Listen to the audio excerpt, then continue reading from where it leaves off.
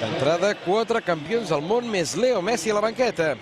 Un Messi que reia en arrencar el partit, però que ha acabat la primera part mossegant-se les ungles. El motiu?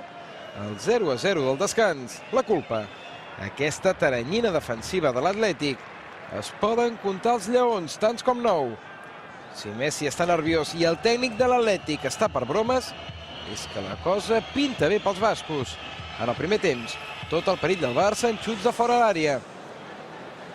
Al quart d'hora de la segona part, el Barça ja jugava amb la davantera titular. Ha entrat Messi, ha entrat Villa i s'ha quedat Pedro, protagonista al Canari de l'ensurt de la nit. A més de bo, avui també sabem que és de goma i que la tàctica de plantar l'autocar, per més antiga que sigui, encara dona fruits.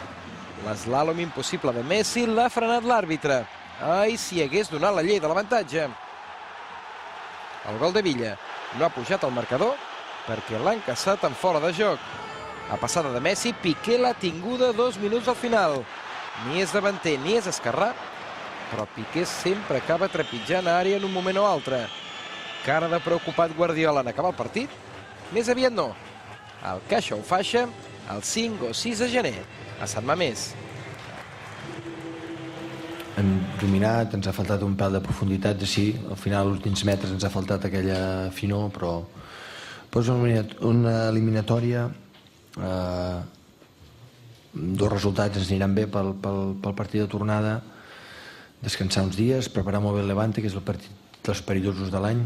Ja l'any passat ja ho va demostrar amb el Villarreal i sempre és així, el primer partit, i anirem a Sant Mamés el dia de Reis, en un clan ple, a jugar un partit típic de Copa, en l'estadi més de Copa de tot Espanya, i a tornar, si són capaços de respondre a les expectatives, i passar quarts.